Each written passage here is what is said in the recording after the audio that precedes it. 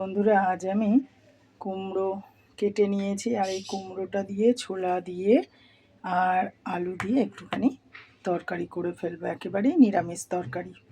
এটা বেশ ভালোভাবে গরম হয়ে গেছে। এবার আমি দিয়ে দিচ্ছি ফোড়নে পাঁচফোড়নটা দিয়ে নেড়ে চেড়ে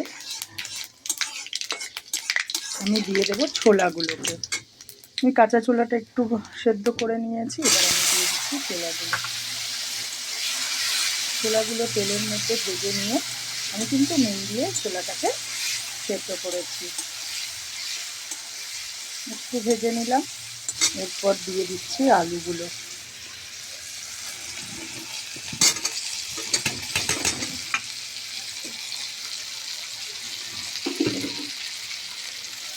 দিয়ে আবার একটু নাড়াচাড়া করে নিলাম। এরপর দিয়ে দেবো কুমড়োটা।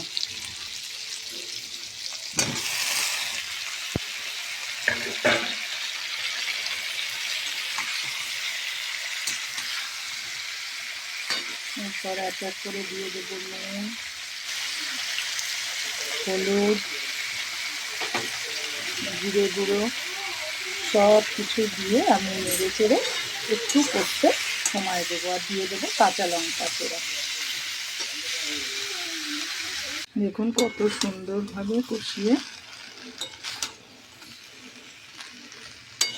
কষানোটা হয়ে গেছে, কষিয়ে ফেলেছি। এবার আমি দিয়ে দেব কিছুটা গরম জল।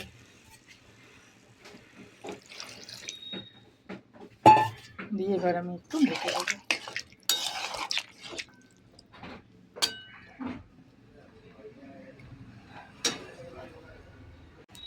দেখুন তরকারিটা আমি ঢেকে দিয়েছিলাম আর কত সুন্দরভাবে ফুটে গেছে।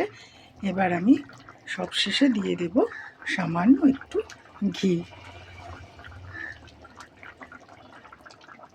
ঘিটা দিয়ে নেড়ে চেড়ে একেবারে তৈরি আলু কুমড়োর তরকারি। সে আপনারা ছক্কাও বলতে পারেন, আলু কুমড়োর তরকারি বলতে পারেন, নিরামিষ আলু কুমড়ো ছোলা দিয়ে একটা তরকারি। এভাবেই আমি রান্নাটা আজকে শেয়ার করলাম। যদি ভালো লেগে থাকে অতি অবশ্যই লাইক কমেন্ট শেয়ার করবেন। ইউটিউব চ্যানেলটা ফলো করলে অতি অবশ্যই সাবস্ক্রাইব করে দেবেন। রান্না একেবারে রেডি। শুধু কুমড়ো দিয়েও যদি মনে করেন কখনো এভাবে করে খাবেন, খেতেই পারেন। আলুটা স্কিপ করবেন আর আলু কুমড়ো দিয়ে করবেন। সেটা আপনাদের যার যেরকম ইচ্ছা সে তারা খেতেই পারেন। অতি সাধারণ রান্না, গরমে এই রকম হালকা ফুলকা খাওয়া তো শরীরের পক্ষে খুবই ভালো। আর তারপর আবার গ্যাস নিয়ে যা অবস্থা হচ্ছে, এখন আর বেশি বেশি রান্না করাও আমাদের পক্ষে কষ্টকর হয়ে যাবে। ঘরোয়া আমাদের যতটুকু রান্না না করলে নয় ততটুকুই আমাদের এখন করে করে খেতে হবে। গ্যাসের ব্যাপারটা যতদিন না সলভ হচ্ছে। আর আপনারা চেষ্টা করবেন সবসময় প্রেশার কুকারটা একটু ব্যবহার করার। প্রেশার কুকারটা ব্যবহার করলে কিন্তু অনেকটা গ্যাস সেভ হয়। এভাবেই আমি রান্নাটা শেয়ার করলাম, কিছু কথাও শেয়ার করলাম। যদি ভালো লেগে থাকে তাহলে অতি অবশ্যই কথাগুলো মাথায় রেখে সেভাবে কাজটা করার চেষ্টা করবেন। এতে আমার যেরকম ভালো, আমি চাই সকলেরই ভালো হোক, সাশ্রয় হোক। তাই আমি আপনাদের সঙ্গে কথাগুলো শেয়ার করি।